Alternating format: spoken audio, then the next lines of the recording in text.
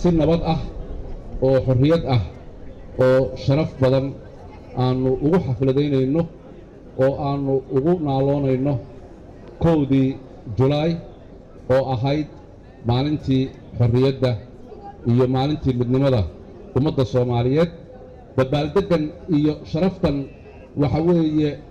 waa shucuurtii maalintaas taagnayd farxaddii maalintaa taagnayd baa ilaa iyo hadda loo dabaaldegaya ilaahay amarkiisa yacni wuxuu haddii ay sharaf iyo karaamay leeyihiin weligeed ma go'aan Soomaaliya way burburtay way baaba'day dhulkay tagtay laakiin calanku waa taagnaa xorriyadda waxa weeye wax ciyaara ma aha xuduudaha Soomaaliya xor weey innaga isku haysanno oo kala googoosannaye cid kaloo ina haysataa ma jirto ilaahay amarkiisana waxa weeye waxaan ilaahay ka rajaynaynaa intan maanta aanu haysanno ma aanan haysan shalay ummadda haddii aysan alxamdulillaah dhihin oo aysan wixii la soo qabtay iyo wixii aanu soo qabannay aynaan isku qirin waxa weeye mudane madaxweyne intii naga horraysay madaxweynihii kaa horreeyey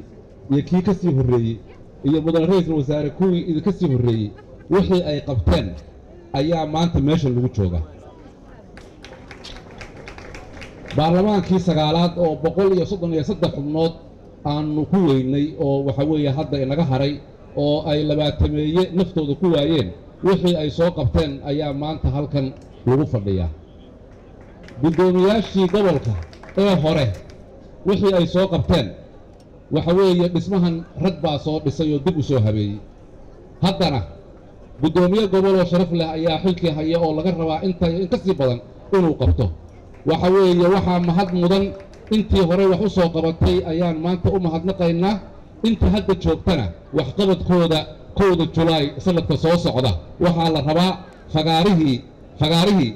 shacabka Soomaaliyeed ay 1960kii 1 Julaay isugu yimaadeen mudane madaxweyne halkaas annagoo xor ah oo shacabka iyagu ay xor yihiin oo aan cid waardiyeynayn in halkaan la isugu yimaado oo caasimadda jamhuuriyadda Soomaaliyeed ay xor ka tahay al-shabaab iyo dhaqdhaqaaqooda inaanu si sharaf leh iyo karaamo leh aynu meeshii 1960kii lagu xafladaynayay aynu ku xafladayno annagoo xor ah oo aan cidina waardiyeynin hadduu ilaahay yiraahdo ayaan ilaahay ka baryaynaa mudane madaxweyne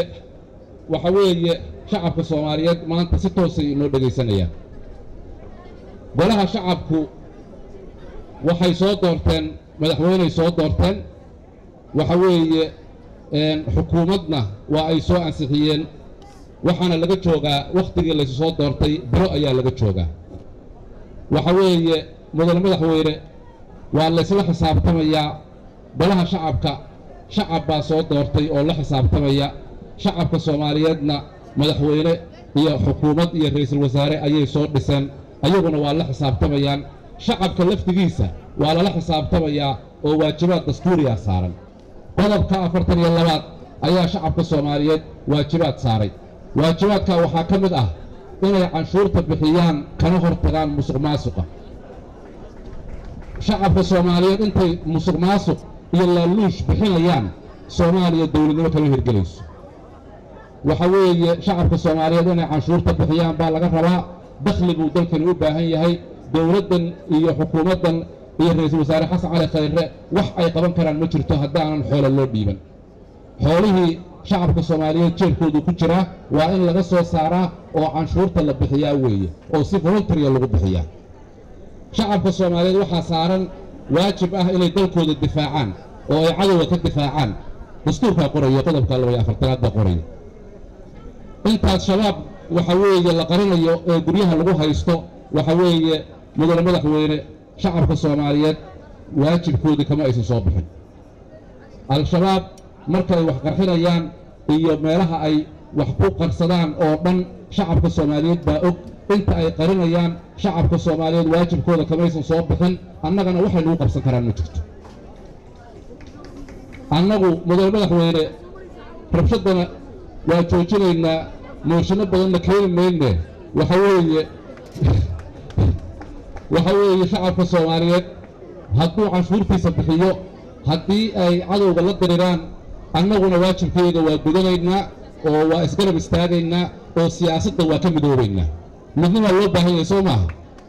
soo midnimo looma baahna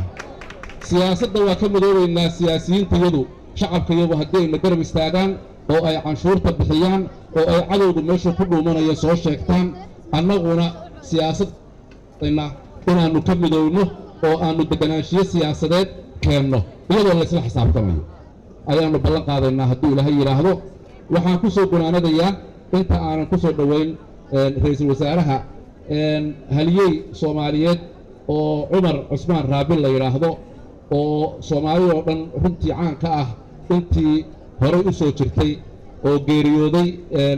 waxaan filayaa 2013 geeriyooday ayaa wuxuu muujiyey ifafaale yacni iyo saadaal buu muujiyey intuusan geeriyoon ka hor miidiya waa ku jirtaa meel walba waad ka arki kartaan wuxuu yidhi 2017 bisha julaay ayaa ugu dambayn doonta dhibaato soomaaliyeed iyo kala qobqob soomaaliyeed maantaanna taagannahay waa bishii julaay koodeedii waa berita weeye ifafaalahaas uu haliyeygaasi 2013 ka hor uu jeediyey ilaahay amarkiisa inuusan gaari doonin wuu ogaa wuxuu yidhi anigu inaan idinla joogi doono ma hubee intiina joogi doonto waxaan saadaalinayaa 2017 bisha julaay ayaa soomaali dhibaato iyo kala qobqob ugu dambayn doonta ilaahay ha nooga dhigo ilaahay ha nooga dhigo waxaan ku soo dhowaynayaa walaalkay ra-iisul wasaare xasan cali khayre ku soo dhowow madaxa ra-iisul wasaare